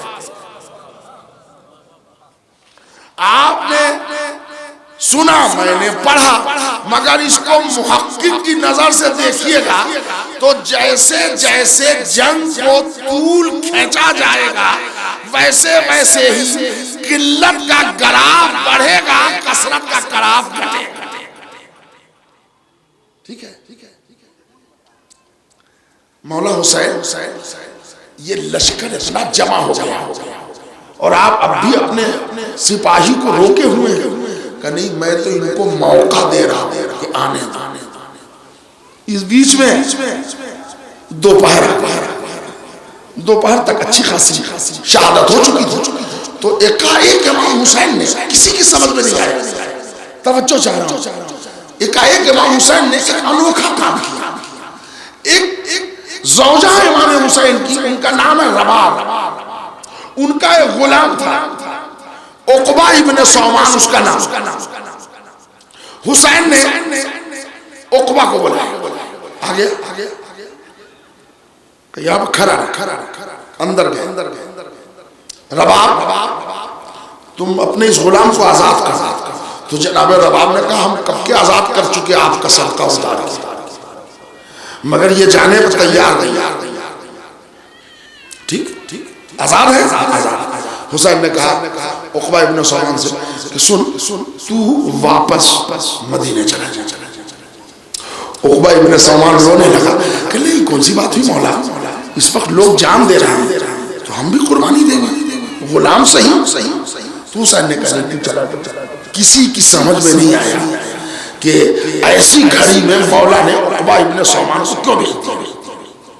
ये गुलाम है, चलिए, अगर न भी मरता तो बाद में काम आता बच्चों के, कुछ नहीं। रुखसत कर दी। हुसैन ऐसे देखते रहे और उकबा जाता रहा, निगाहों से गुजर गया, किसी की समझ में नहीं आया। लेकिन बाद में मुअर्रिख ने, जब हुसैन ने क्या कहा था, करबला मैं मुअर्रिख के हवाले नहीं करूंगा, करबला लेके मैं खुद अदालत इंसानियत में जाऊंगा, उसकी पहली कड़ी हुसैन ने लगाई। उकबा इब्ने सौमान ने मदीने में आके फर्स्ट हैंड इंफॉर्मेशन रिकॉर्ड कराया। तारीख अहले सुन्नत वल जमात की किताब तारीख तबरी ने, अबू जरीर तबरी ने एक पूरा मक्तल कायम किया है, मक्तल उकबा इब्ने सौमान के नाम से, जो आई विटनेस है करबला। किसी की समझ में नहीं आया था, हुसैन ने हिकमत दिखा, लड़ाई को तूल खींचा, खींचते खींचते 10वीं मुहर्रम शाम गरीबा तक ले गए। मौला ये दुश्मन यहाँ तक, अब तो रहने की जगह नहीं, सड़क के किनारे लोग रह रहे। मौला ये इतना क्यों लश्कर को जमा कर रहा? मौला ने कहा इसलिए कर रहा हूँ ताकि तादाद बढ़ जाए। हमें तो अब तुम जुमले आते हैं, हमें तो बाहर तौर कत्ल होना ही है। ये 9 लाख क्या 9 करोड़ ले आए, हमारा टारगेट शहीद होना, वो हम 9 आदमी के हाथों हो या 9 करोड़ के हाथों हो। लड़ाई तलवार की होनी है, हाँ, लड़ाई की तलवार में 4 फीट से ज्यादा की जगह नहीं चाहिए, तो मजमा बढ़ के नुकसान इनका होगा, हमारा नहीं होगा। हाँ, एक फायदा हमारा होगा। कहा क्या फायदा होगा? कहा तुमने देखा नहीं, बाबा का कातिल ओझल हो गया, अम्मा का कातिल ओझल हो गया, हसन का कातिल ओझल हो गया। मैंने 9 लाख का मजमा जमा करके, ये 9 लाख दुश्मन नहीं बोला है, 9 लाख करबला के चश्मदीद गवाह जमा किए। जब ये घर जाएंगे, इनके बीवी, तवज्जो चाह रहा हूँ, बीवी बच्चे खानदान वाले पूछेंगे कहाँ गए थे करबला, किस लिए, लड़ाई में क्या हुआ, यजीद ने बैत मांगी थी, क्या हुआ, हुसैन ने नहीं किया, फिर क्या हुआ, हमने हुसैन को कत्ल कर दिया। हमारे कत्ल घर घर पहुंचेंगे, कातिल का नाम नस्लों में जाएगा।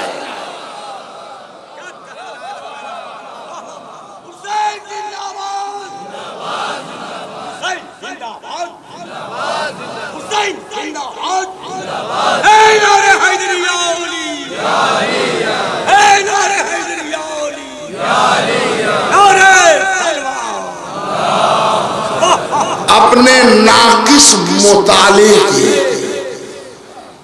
बलबूते पर एक जुमला हवाले कर दे कि इमाम हुसैन ने करबला में न अपने मुसीबत के कम होने की दुआ की है, न अपने सब्र में इजाफे की दुआ की। एक दुआ हुसैन ने की है, जनाब ज़ैनब। किसी की समझ में नहीं आया, ए मेरे अल्लाह मेरे बाद ज़ैनब को समझ देना।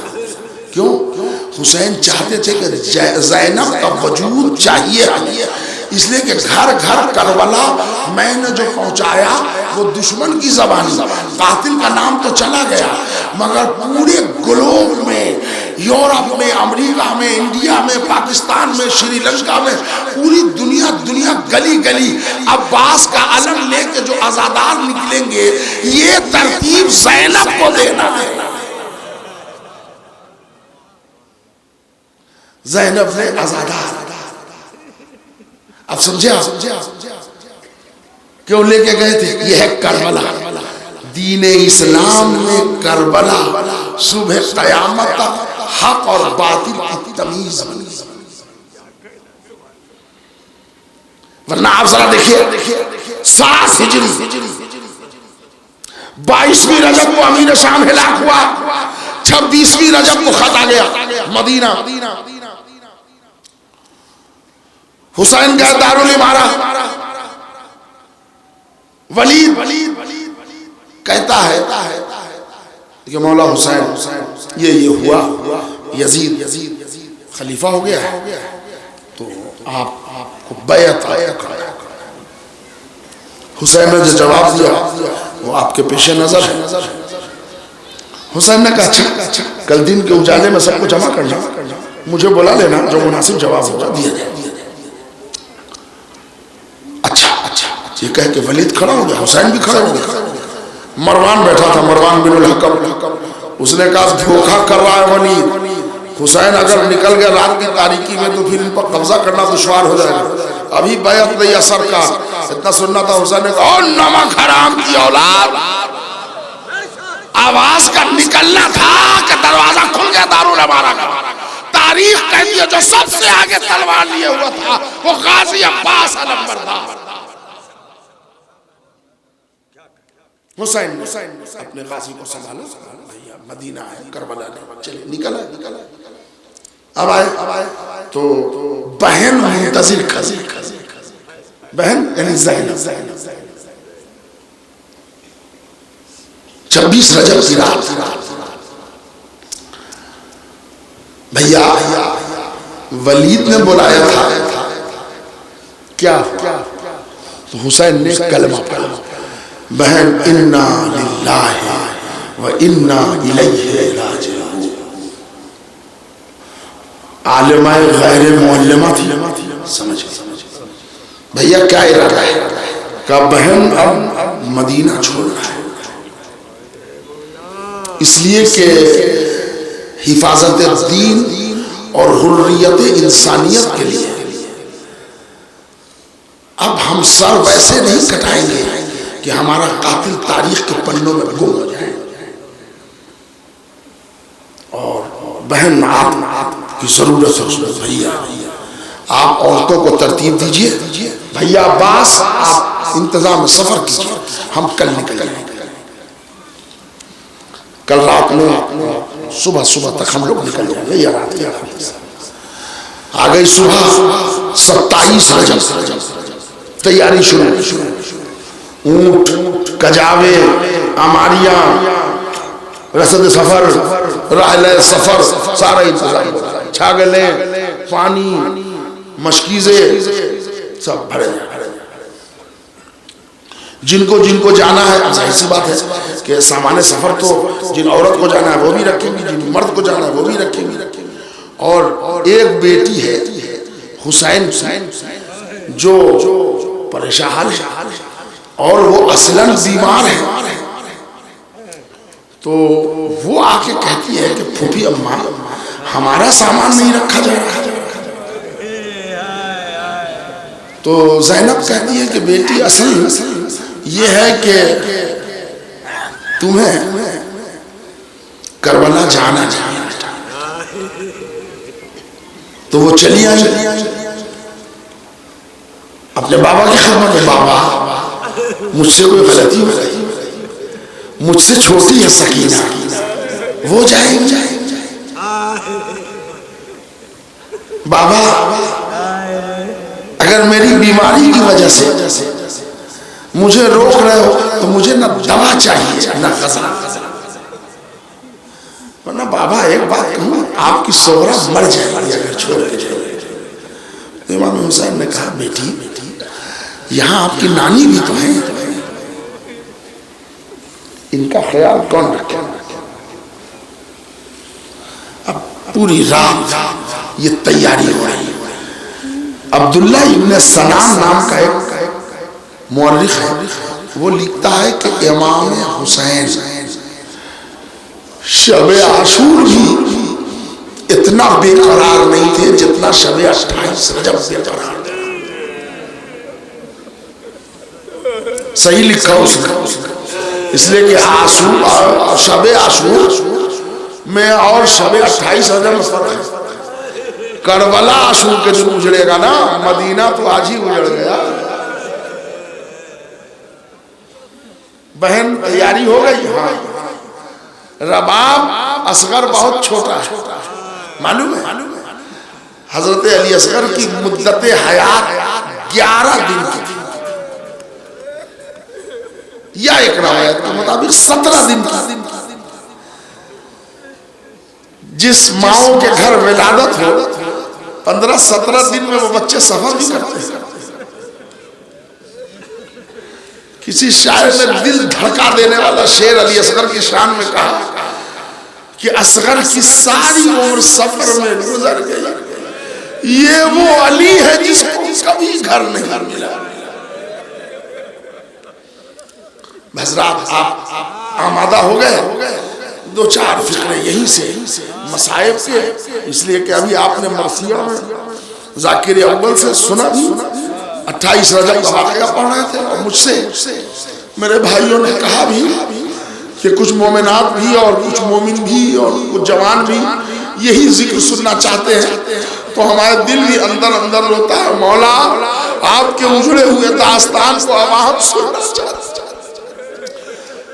जरा अंदाजा लगाएं कि आज 1400 बरस के बाद जलालपुर में जब मोमिनीन फातिमा सुगरा और 28 रजब की रुखसती सुनना चाहते हैं, ज़ैनब कितना बेकरार रही होगी, फातिमा सुगरा कितना बेकरार रही होगी, इसका अंदाजा नहीं हो सकता। मगर मैं आपके ख्वाहिश का एहतराम करूंगा और पढ़ूंगा जरूर, मगर ऐसे मसाइब मैं बार बार नहीं पढ़ता, इसलिए कि मुझसे पढ़े नहीं है। अल्लाह ने आप हजरात को भी बेटी दी होगी ना, तो बेटी का बाप बन के सोचिए, फिर कितना दिन सोच लीजिए, पढ़ सुन लीजिएगा आप, और कितनी देर पढ़ लेंगे हम। बेटी अगर कुछ मांगना हो तो मां से नहीं कहती, बाप से कैसे।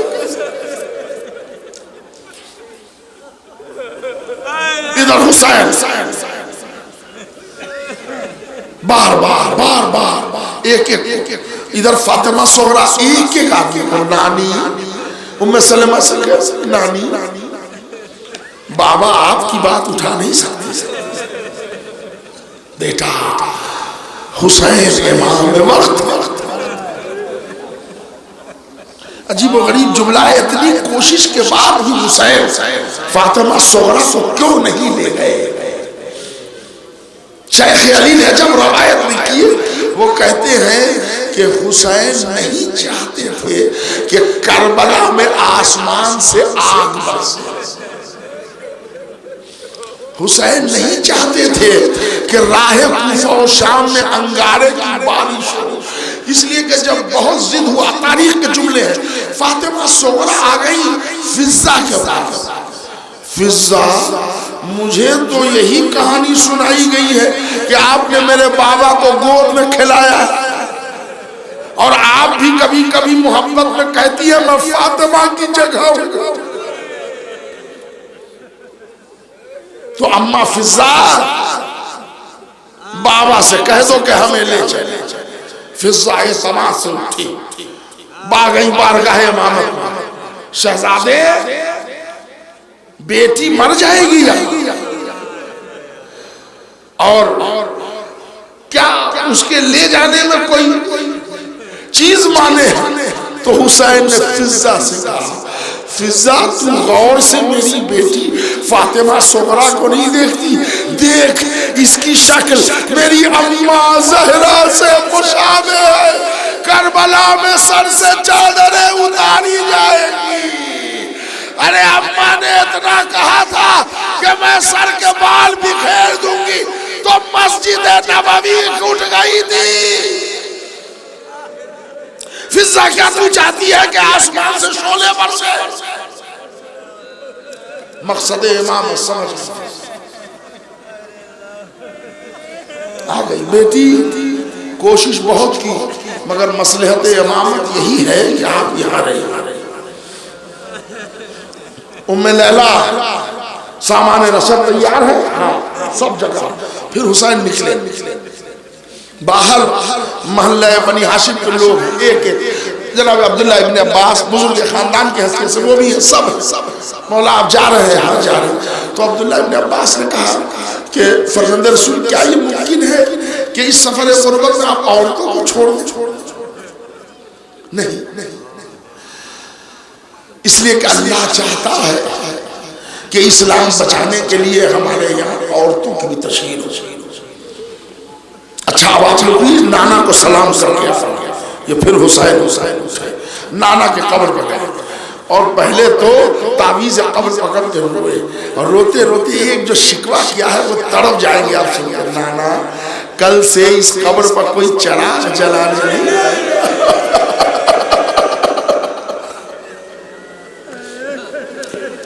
तो नाना अंधेरी कब्र का शिकवा न करना, आपकी उम्मत ने जिंदगी तंग कर दी। फिर दौड़ के हसन की कब्र पर जाके गिर जाते थे, और जब कब्र सैयदा पर जाते थे तो कयामत है मुअर्रिख का जुमला ऐसे दौड़ते थे जैसे छोटा बच्चा बिछड़े हुए मां को देख कर तड़प जाता है। क्या कयामत के बंज़ाकिर अव्वल ने पढ़े कि कब्र सैयदा पर जैसे ही हुसैन ने कलेजा रखा, अनीस जैसे शायर ने कयामत के बंद लगाए। हाँ बोलाओ मेरा अब्बास दिलावर है किधर, वो फिदा है मेरे बच्चे पर सदके उस पर, शिकम गैर से वो है वो मेरा है बसर। सुन के मादर की सदा फिर ये पुकारे सरवर, अभी रहवार को आगे न बढ़ाना भैया, याद फरमाती है अम्मा।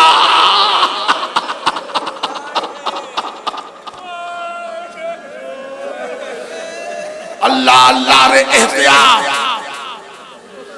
कयामत कर दी अनीस ने, आपने इब्तिदा में सुना, अभी रहवार को आगे न बढ़ाना भैया, याद फरमाती है अम्मा, इधर आना भैया। आके अब्बास ने सर रख दिया पाई ने मजा, आई जहरा की सदा मैं तेरी गुर्बत के निशान, अपने बच्चों के बराबर मैं तुझे करती हूँ प्यार, ध्यान भाई की मोहब्बत का रहे है दिलदार। अरे कयामत का पैत अनीस कहते, कोई गुर्बत में इसे मार न डाले बेटा, मेरा शब्दीर है अब तेरे हवाले बेटा। आखिरी बात आ गया फिर मोहल्ला बनी हाशिम, सब फिक्र सुनिए, खुदा आपकी आवाजों पर रहमत नाजिल करे। आप जानते हैं यूं भी आम मजलिस में मसाइब में कम नहीं करता, बिलखुसूस इस खमसे में मैं पूरे तौर पर जान लगाता हूँ मसाइब से, इसलिए कि असलन माले मजलिस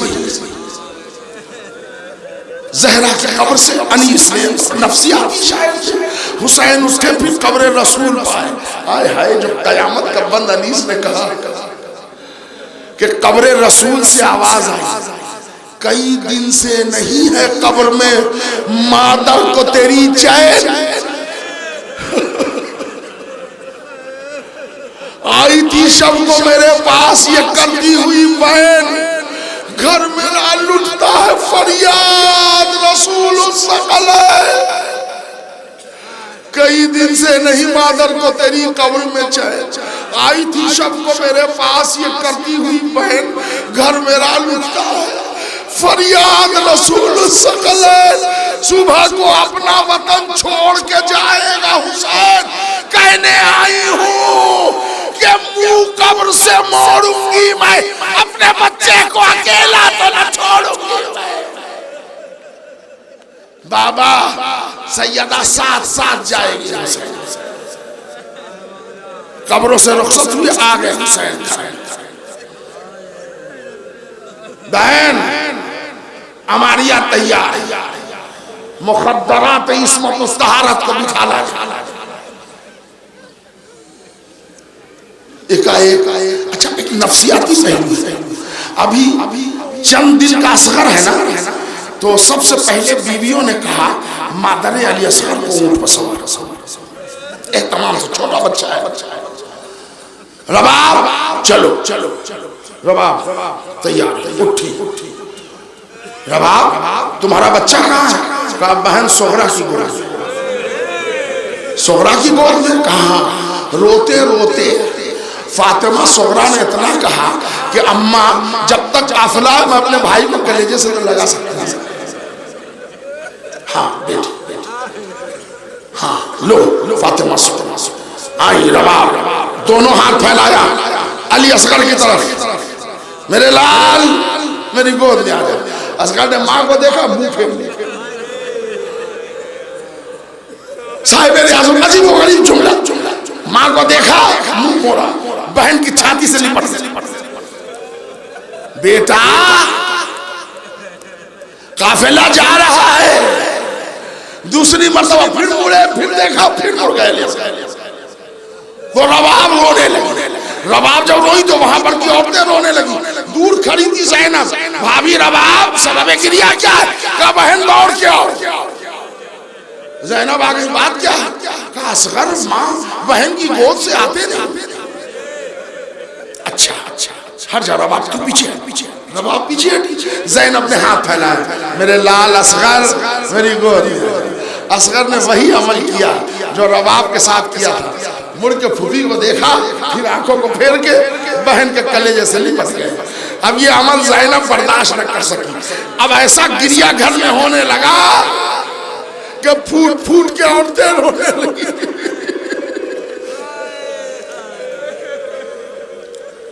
हुसैन भैया अब्बास बैतुल शरफ में मातम हो रहा है। अब्बास आए पलटे, आका वहां एक बात हो गई। क्या बात हो? अली असगर रबाब की गोद में नहीं आती, फातिमा सुगरा की गोद में। अच्छा अच्छा हुसैन ने कहा अब्बास तुम यहाँ रुको, मैं हुसैन ने अब हाथ नहीं फैलाया। बेटा असगर ने सर घुमाया, बाप को देखा। हुसैन झुक के कुछ कान में कहा। क्या कहा तारीख ने नहीं सुनी। अब एक मर्तबा आंखों से बहन को सलाम किया। अच्छा बहन सुगरा खुदा हाफिज, बाबा के दीन की गवाही के लिए असगर की जरूरत है। शहजादे असगर ने यह अमल इसलिए कहा, मुअर्रिख के लिए न लिखे माए गई थी तो बच्चे गए थे, असगर गए नहीं थे, इमामत ले गई थी। अब जब फातिमा सुगरा की गोद से असगर भी रुखसत हो गए तो आजादारों बेटियों का बाप बनके, बेटियों की माँ बनके जरा तसव्वुर करें। अल्लाह ने आप हजरात को बहन दिया होगा, बेटी दिया होगा, तसव्वुर करें फातिमा सुगरा की क्या कैफियत। हद यह है कि एक मर्तबा तो ऐसा जुमला फातिमा सुगरा ने कह दिया कि मेरा मौला खुद रोने लगा। जानते हैं वो जुमला क्या था? आप बर्दाश्त करें। बाबा फातिमा सुगरा आपसे इल्तिजा करती है, मैं सैदानियों के ऊंट पर नहीं बैठूं, फिजा के ऊंट पर बैठ के जाऊं। अल्लाह का वली तड़प के रोने लगा। मेरी बेटी मसलियत यह है कि आप यहाँ रुकिए। अच्छा चचा अब्बास हमारा सलाम। भैया कासिम, अब जब अली अकबर को देखा तो अभी जो सलाम कलाम हो रहा था बहन भाई को बस देख रहे। अकबर भी चुप, सुगरा भी चुप। अजब कैफियत है, न सुगरा कुछ बोल रही है ना अकबर कुछ बोल रहे हैं। आंखों से आंसुओं का सैलाब जारी। कि एक मर्तबा हम शक्ल पैगंबर आगे बढ़े, हाथ फैला के बहन को कलेजे से, बहन आप आराम कीजिए। अकबर वादा करता है, हयात ने वफा किया, आके आपको साथ ले चले। एक उम्मीद की किरण जग गई। हाय हाय भाइयों को तरसी बहन, एक उम्मीद की किरण जग गई। चलो मेरा भैया मौका पाके आएगा, अब आएगा अकबर, अब आएगा अकबर, अब आएगा अकबर, अब आया काफिला चला गया। माज़ादारों एक जुमला सुन ले, मसाइब का मजलिस तबाह।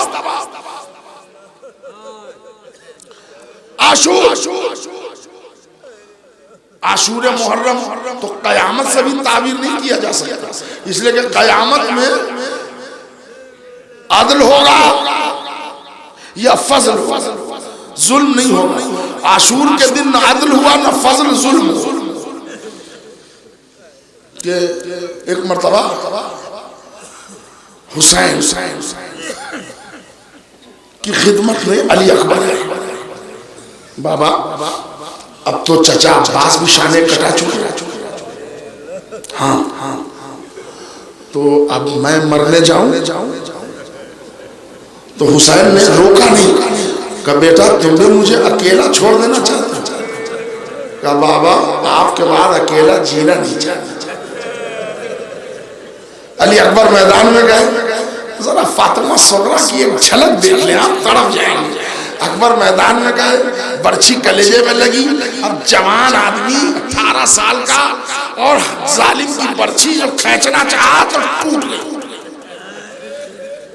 हुसैन आए, बर्छी का फल खींचा तो पेशानी पर हाथ मलते हुए हुसैन ने कहा, बेटा कोई वसीयत भी रखते हो? तरीका है। बाबा सरहाने दादा खड़े, मगर बाबा वसीयत नहीं है, बस ये है कि बहन सुगरा मेरे इंतजार में। जी चाह रहा था कि उसकी जियारत करूं। अच्छा बेटा, सुगरा को देखना चाहते हो? 2 उंगलियां हुसैन ने खोल दी। कहा, बेटा अली अकबर देखो अपनी बहन को। अब जो देखते देखते अकबर ने आंख बंद कर ली। हुसैन ने कहा, बेटा फातिमा सुगरा की जियारत की तमन्ना थी ना, फिर आंखें क्यों बंद की? कहा, भैया बाबा वो तो डेहड़ी पर खड़ी यही कह रही है, नानी मेरा भैया अकबर कब आएगा? देखा न गया बाबा, मैंने आंखें बंद कर दी। आखिरी मंजिल, मजलिस तमाम, बहुत रोएंगे आप। खुदा आपके आंसू को रुमाले फातिमा में जगह दे। असगर को दफना के हुसैन चार तरफ मख्तल में देख रहे, न सिपाह, न लश्कर, न मददगार, कोई नहीं। इससे पहले कि हुसैन इजाजत के लिए खैमे में आए कि एक गुबार फटा, एक शख्स निकला। हुसैन ने देखा ये मेरी तरफ आना है तो रुक गए। जैसे ही हुसैन के करीब आए तो उसने झुक के हुसैन को सलाम। तो हुसैन ने रो के जवाब,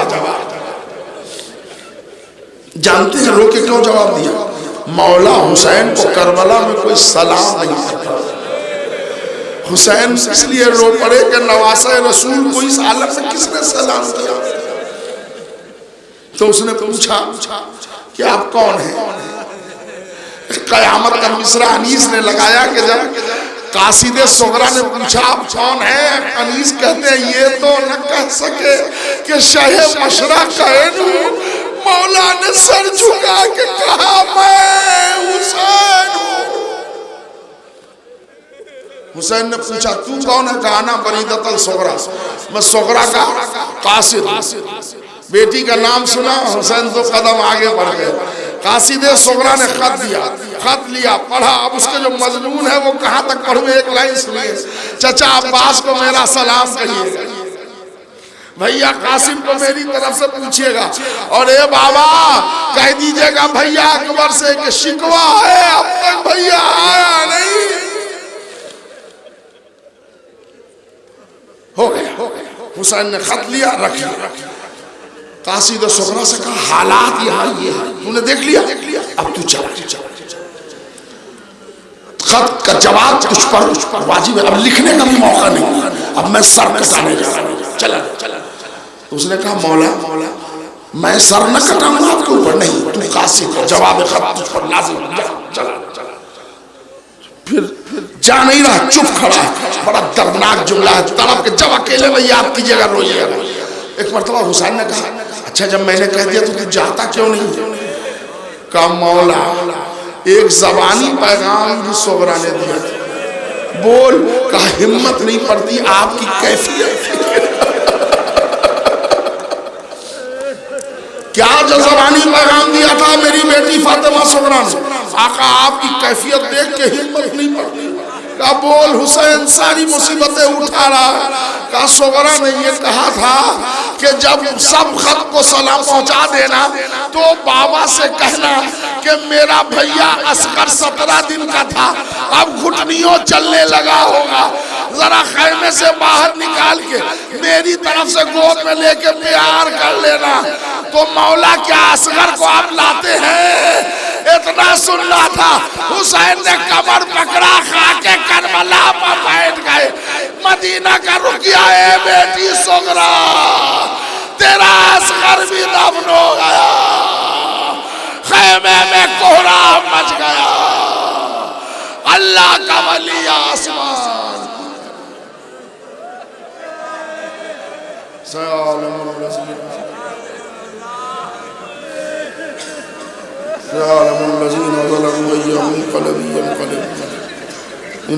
लिल्लाहि व इन्ना इलैहि रज़न व क़ज़ायही व तस्लीम। इलाही तेरी अज़मत व जलालत का वास्ता है, जो हम में परेशान है उनकी परेशानी को दूर फरमा। हालात हज़रा में हम सब की जान माल इज़्ज़त और आबरू की मेरे अल्लाह, तुझे बीमार करबला और बीमार मदीना का वास्ता है, जहाँ जहाँ मोमिन मोमिनात में कोई बीमार है उन्हें शिफाए कामिल व अजर अता फरमा। परवरदिगारा, तुझे हुसैन की हिकमत का वास्ता है, हम शिया ने अली में हिकमत तो तदब्बुर को कायम और कायम रखें, इसमें इजाफा कि हम अज़ाए हुसैन के ज़रिए हुसैनियत से पूरी दुनिया में पहुँचा सकें। मेरे अल्लाह, तमाम उलमा, खुतबा, शोराए अहले बैत, ज़ाकिरीन कराम, नवा खां, मदा खां, मरसिया खां, सोस खां, मातमदार, एक एक अज़ादार की हिफाजत फरमा, तमाम मराजा कराम की हिफाजत फरमा, खुसूसन आबाए सिस्तानी को तूले उम्र अता फरमा, वारिसे करबला मुंतकी में खून हुसैन, हज़रत वली असर इमाम ज़माना के ज़हूर में ताजीर अता फरमा, हम सबको इमाम के आवान अंसार में शुमार फरमा। रब्बना तक़ब्बल मिन्ना इन्नका अंतस समीउल अलीम। हज़रात सामीन, आपसे आखिर में गुजारिश की जाती है, सूरह फातिहा की तिलावत फरमाकर फजल हसन मरहूम, सिद्दीक़ हसन मरहूम, उम्मे फरवा मरहूमा, सरवरी बानो मरहूमा, शब्बीर हसन मरहूम और जुमला मोमिनीन मोमिनात की अरवाह की